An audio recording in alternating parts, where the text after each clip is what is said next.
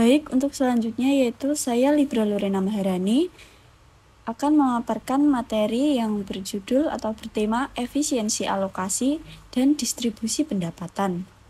Yang pertama yaitu efisiensi alokasi.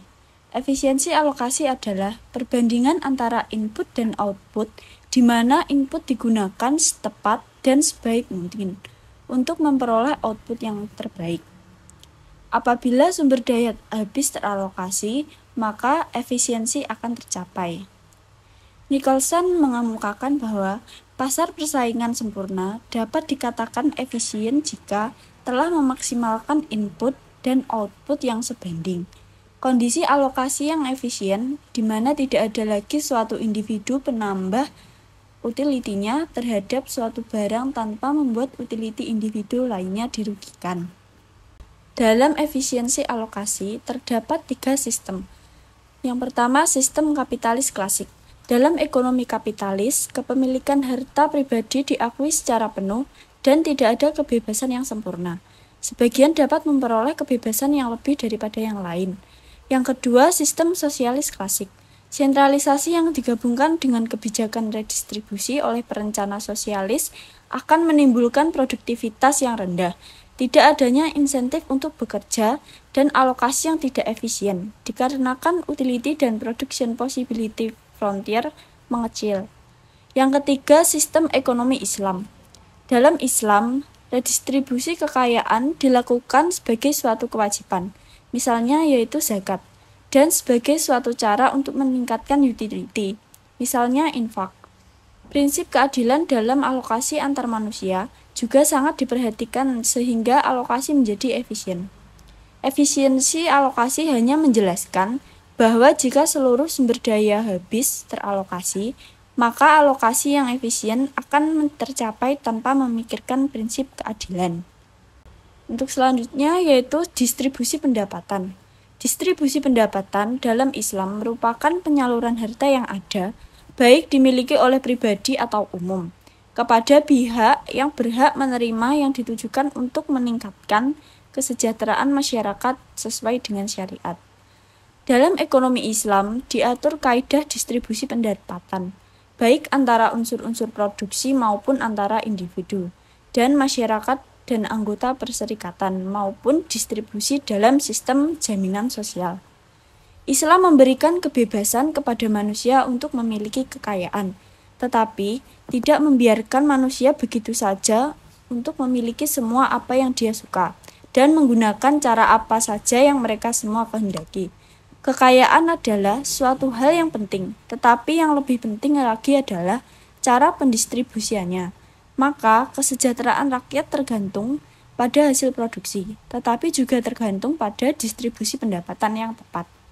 Dalam pendistribusian harta kekayaan, Al-Quran telah menetapkan langkah-langkah tertentu untuk mencapai pemerataan pembagian kekayaan dalam masyarakat secara objektif, seperti memperkenalkan hukum waris yang memberikan batas kekuasaan bagi pemilik harta, dengan maksud membagi semua harta kekayaan kepada semua karib kerabat apabila seseorang meninggal dunia, dan dengan hukum zakat, infak, sedekah, dan bentuk pemberian lainnya juga diatur untuk membagi kekayaan kepada masyarakat yang membutuhkan. Prinsip distribusi pendapatan dibagi menjadi 2, yaitu yang pertama keadilan. Distribusi adalah sumber dari semua konflik individu dan sosial. Agar sosial dapat diwujudkan, penerapan prinsip keadilan ekonomi merupakan suatu keharusan. Keadaan itu akan sulit dicapai apabila tidak ada keyakinan dan prinsip moral tersebut. Disinilah diperlukan pembumian etika ekonomi, menjadi konsep moral sebagai faktor endogen dalam perekonomian. Yang kedua yaitu kebebasan. Nilai utama dalam bidang distribusi kekayaan adalah kebebasan. Nilai kebebasan dalam Islam memberi implikasi terhadap adanya pengakuan akan kepemilikan individu. Setiap hasil usaha seorang muslim dapat menjadi miliknya, menjadi motivasi yang kuat bagi dirinya untuk melakukan aktivitas ekonomi. Konsep distribusi pendapatan menurut Islam.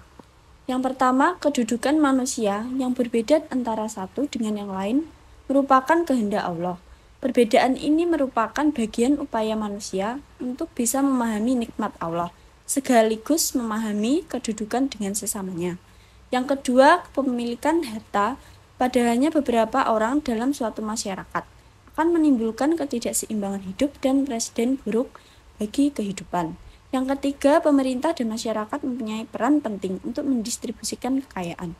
Yang keempat, Islam mengajarkan untuk membagi lewat harta, zakat, sedekah, infak, dan lainnya, guna menjaga keharmonisan dalam kehidupan sosial.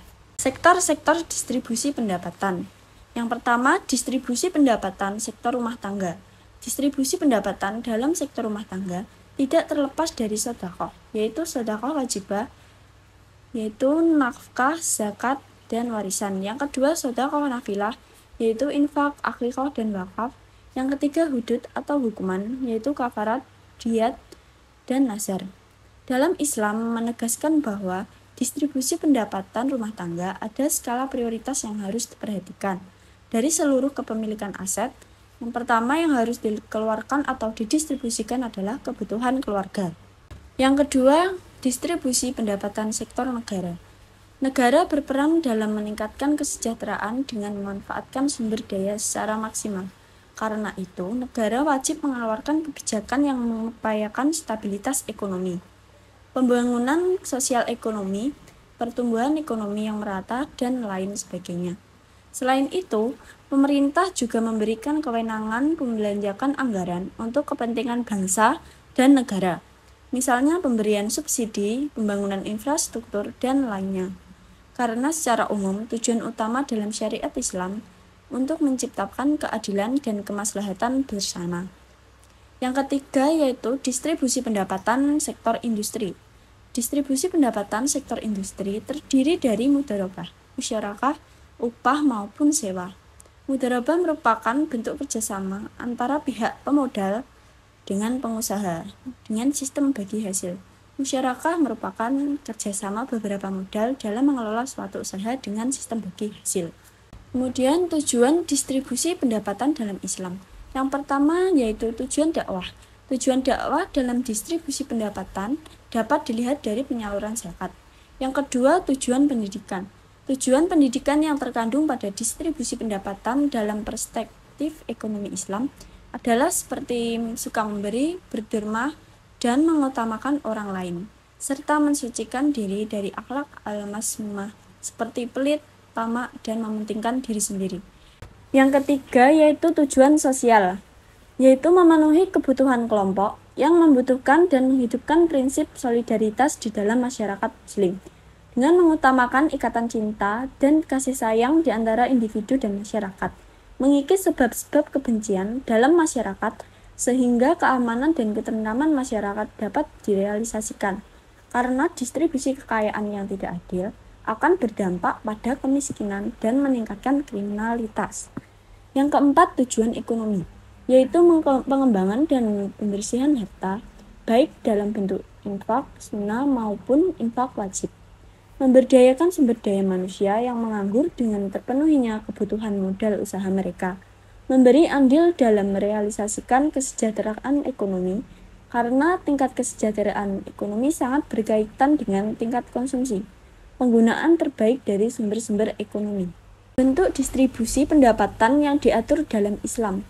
Yang pertama yaitu sewa tanah, yang kedua upah bagi pekerja, yang ketiga imbalan dan modal, dan yang keempat laba bagi pengusaha. Kemudian yang terakhir yaitu dampak distribusi pendapatan dalam Islam. Yang pertama menciptakan kehidupan yang saling menghargai dan menghormati di antara satu dengan yang lain.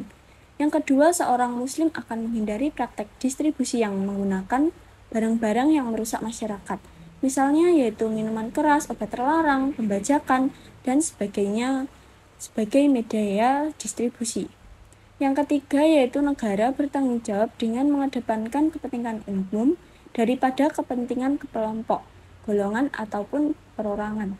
Yang keempat yaitu dengan menyediakan fasilitas publik yang berhubungan dengan masalah optimalisasi distribusi pendapatan, seperti sekolah, rumah sakit, lapangan kerja, perumahan, jalan, jembatan, dan sebagainya. Sekian pemaparan materi dari kelompok kami. Untuk selanjutnya yaitu akan menjelaskan mengenai studi kasus.